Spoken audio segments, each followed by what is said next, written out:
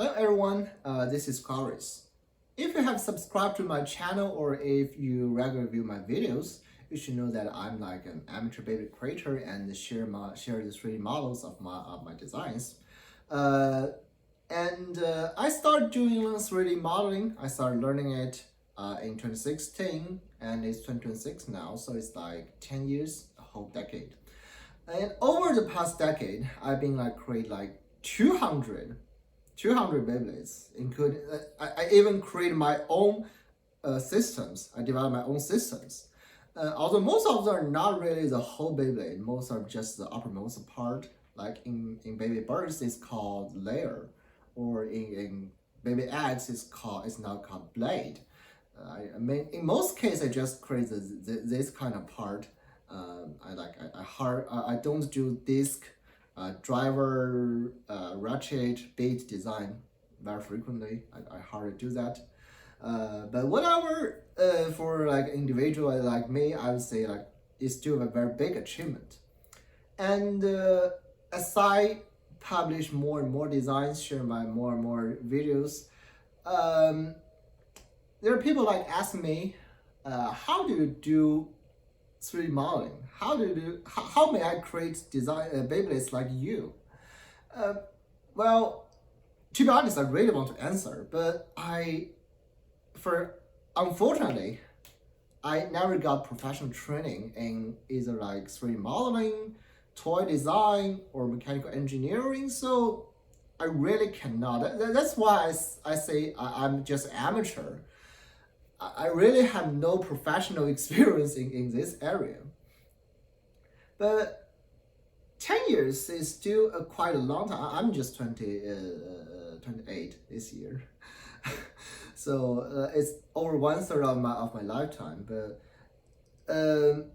yeah, I mean, it's 10 years still the same. So I do have a lot of experience that I can share. So that's why I decided to make these videos. It will show you my journey, my whole journey in Beyblade creation, and hopefully that could help you to realize your dream to become Beyblade creators.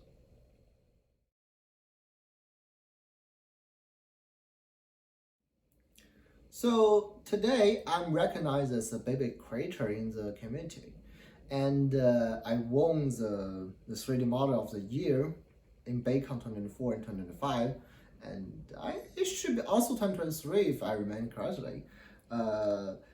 But whatever, you know what? The very first 3D creation of mine was not really Beyblade. Instead, it's a knockoff toy line of Beyblade called Infinity Nado. So for the first episode of this series, I mean, this is a series video, it's not just one single video. For the first episode of this series, I'd like to introduce my story before I started creating Beyblades. And just in case some of my audience didn't really heard about this Infinity Nado series, let me introduce it briefly.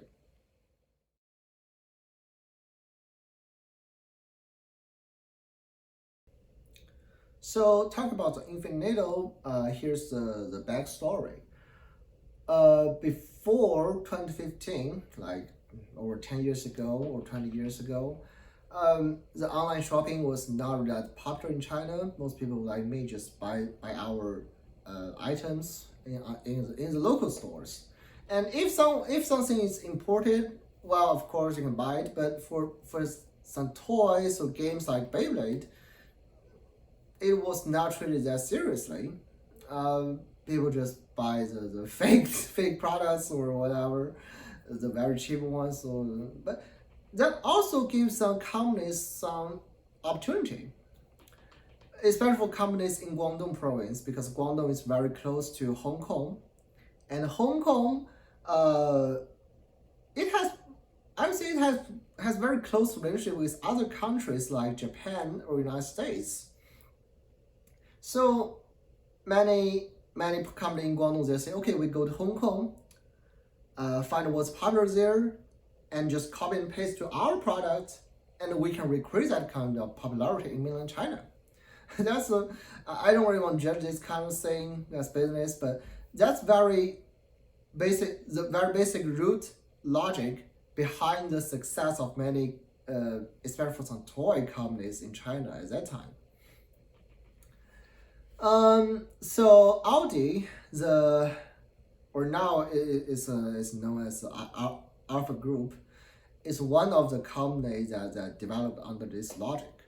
And if you, I would say it's really a professional in doing this. If you look at its logo, it's directly just like a reprint of Tamiya, but just replace the star with diamonds. But yeah, Infinity Nado is one of the toy lines that developed in this way. Especially for the first 2 seasons, it's basically just the modified Beyblade, and the season 2 is like some zero-G things into it. And it was really popular because it copied Beyblade, and how popular Beyblade was in Japan and in the United States. So as Infinity in China. So even for nowadays, if you go to China, randomly pick up someone on the street and say, okay, did you heard about Baron Tops?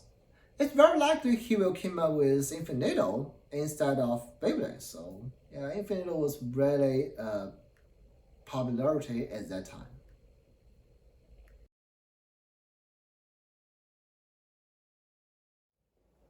So with that kind of popularity of Infinity in China, I was one of the guys that attracted by this toy line, and very unfortunately, I didn't really know it's a knockoff. I thought it's all this original creation.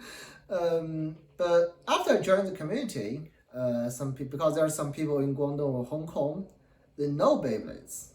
So they just tell us, they reveal the truth in the community. Although not everybody accepts it, but I knew it.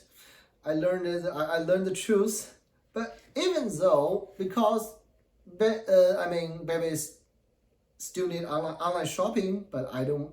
That was not very accessible to me, and I thought Infinity was still playable. It's still playable, so I just keep purchasing and playing Infinity until I go to university. I go to United States for university. Actually, when I was playing Infinity, especially during Infinity 3, I got quite popular because I developed some of the very famous top tier customizations, not custom, not 3D creations, but the combos.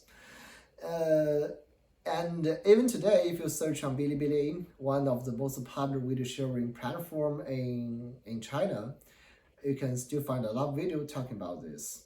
It's called like Aries' 5 customizations or so on. So Infinity is really a very special experience to me. Although nowadays I would say I got hated by some Infinity fans because I keep criticizing it, keep saying okay it's a knockoff, it's copying Steel Beyblades, or whatever. I got hated by some of the fans, but yeah, that's still a very special experience for me.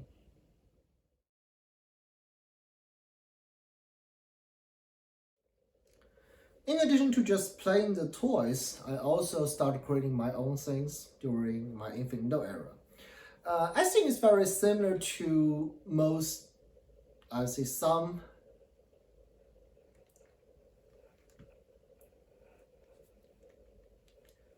In addition to just playing the toys, I also start to create something during my Infinity era. I think it's very similar to some what some Beyblade player has done. I draw my designs onto paper. So here's one thing slightly different, that because I was a middle school student, I learned some technique about the compass and ruler drawing. So I applied this technique when I draw my designs to make it look more accurate, more precise, and more professional. Although I'm not professional, but looks more professional. So I think it's very important because this helped me to understand how the school knowledge work in real life scenario, how the geometry can work in real world design. So, and I started doing this kind of thing as early as Infinity 1. And at first, I just draw my designs on my notebook. But very unfortunately, I didn't bring that notebook with me. But I took some photos of my drawings, so I'm presenting here, and you can see it. And at that time, most of the designs are not really, I'd say they're not very good in today's view, because most of them didn't really include some consideration of their performance. I didn't really consider like the air resistance, the weight distributions, the shape, for the requirements of the shape or whatever. So most of design won't really work if you make it into real product. But still, that's very important, because I just started doing designs since that. And from Infinity 2, I basically just do the same thing, but two difference. First, I start drawing the things not on notebook, but on white paper, so it's looks more clean, more professional. Again, I'm not professional, but looks more professional. And the second, I start trying to create my own system, my own structures of the toys. And still, in today's view, most of them are not too good. The structure won't really work if making into real product, and maybe it's not really suitable for mass production either. But I would say that's just my improvement at that time. No matter how like I improve my drawing skill, or look my work looks more clean or professional during that time, Infinity 1 and Infinity 2, all my designs are just drawing in a two-dimensional setting. The real change happened during Infinity 3. I started drawing my designs. Although I still draw them on paper, I haven't started doing 3D modeling at that time. I started drawing my designs, my creations, into multiple views. You know, most time when people draw, no matter draw whatever, Infinite or Beyblade, we just draw the thing from the top view. Like we just draw the Beyblade, you're looking into this way. But in addition to that, during my design at Infinity 3, I started draw it in also the side view, looking from the side, and also angled view. So top view, side view, and angled view. So that's a really important thing for me, because that helped me understand how an object look in a 3D setting. Although I didn't really start doing 3D modeling, but that's very important thing. That changed my mindset from 2-dimensional to 3-dimensional. So if you're also drawing Beyblade, you draw Beyblade designs or whatever, that's another of my recommendation. My previous recommendation is to use ruler and compass, but the second one is here, to draw your designs in multiple views, especially if you want to step into the 3D modeling thing, 3D modeling things from your just drawing your base. I would say that's really important. That be absolutely helpful. And that kind of help. That kind of boost direct show up when I started doing 3D modeling after Infinity 3 ends. That was the summer break before I came to United States, because I graduated from high school. I got a lot of free time, so I go to my uncle's company, and he helped me to install the 3D model software, and started. The people there taught me some basic operation of the software, and I started just play it around.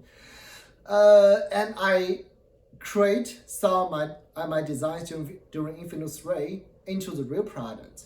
But I because my designs was in my own system, but because I was just a beginner, I tried making things simpler. So I just adapt my design into the Infinity Nado's system. And the parts was not created via 3D printing, because I just created the metal parts of that thing, and the metal 3D printing was not very popular. So instead I used CNC, which is more expensive methods but more accurate. It has like smooth surface. Sometimes I still use it even now, but because Beyblade X has too many metal parts, I cannot use CNC all the time. It's just too expensive, and the metal 3D printing is more developed nowadays. So nowadays I use metal 3D printing a lot. But at that time, CNC is a more realistic choice, just quite expensive. But whenever I create 4 of my designs into real products, and I did test videos, published on the video sharing platform in China, and share with the community. Okay, this is my designs, my Infinity Nado designs. And after that, the summer break ends, and I go to United States for college.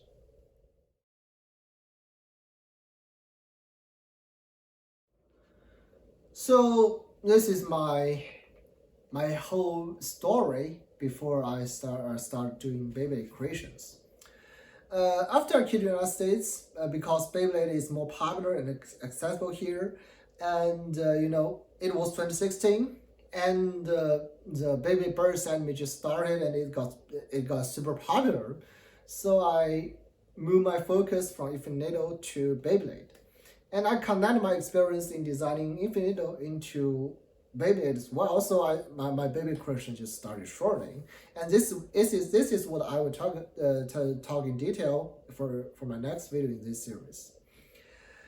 But before this video ends, here are two more things I would like to talk about. The first is my plan for my Beyblade creation plan for the rest of this year. Just some brief update. So first, I gonna finish the rest of the UX variant of Buxton Shoot homage base, which are the Onyx Shell and the Quartz Tiger.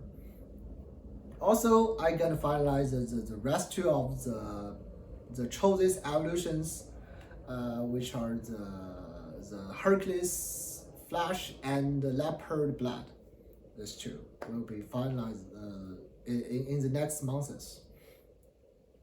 Also, I gonna start doing another of my original themes. I've done the environment base in the previous months, the full environment base, and I gonna make another 4 of my own themes.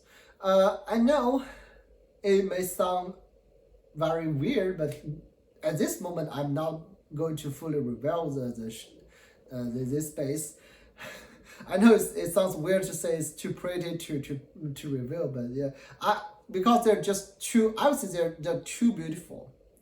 They're really beautiful. I'm pretty sure that anyone saw these designs will be amazed, and I would like to maximize this kind of feeling. So I just keep it secret at this moment. They will be revealed one by one in the next couple months, and I'm pretty sure you will like the design. And I think in July 15th is the 3rd anniversary of Beyblade X. Yeah, it's 30 year. So I gonna do a special design for that, just like what I did in the previous years, like during in 2024 I made Wizard Spell, and last year I did what's the name of it, Golden Giraffe. So similarly for this year I'm gonna do a Beyblade for this one for the 3rd anniversary, and it's called Alicorn Laser. Actually, it was called Unicorn Laser, but because it's a CX Bay, and Takatomi just announced they haven't officially announced, but in the manga, it show up in the manga that there will be a CX Unicorn. So I don't really want the name of the gear team to conflict each other. So I renamed it to Alicorn, which is like a wind unicorn. So like Pegasus, a hybrid of Pegasus and unicorn. But still, it's a homage to the Metafights Unicorno line. You know, the Ray Unicorno and the Blaze Unicorno. A homage to that. I think that was also an important line in Metafight, but for unknown reason, Takatomi didn't do it in Baby X homage base. So I can do that. And starting from the late August this year, I gonna start do the basic line for the Metafight homages. You know, most of except the Aeropegasus and Clock Mirage and Meteor Dragoon, all the other Metafight homage base are in sex system, and you know sex just sucks. So I upgrade them to basic line to a decent the decent one. And something special will be introduced in these designs. I would say yeah. And also another four of my original theme, other than the one I mentioned before. This four will be the astronomy themed base, the four astronomy themed base. Also, all this will be published in the rest of this year. So that's my plan. And the second thing is that for next video, I'd like to do a Q&A. So if you have any question for me, please leave it, write it down in the comment, and I will select some of the good ones to answer in my next video. So that's the thing. So that's the whole video for this one. Thank you for watching, and subscribe to this channel if you're interested in my design, in my work. A lot more video will come soon, and hopefully enjoy it. Thank you so much.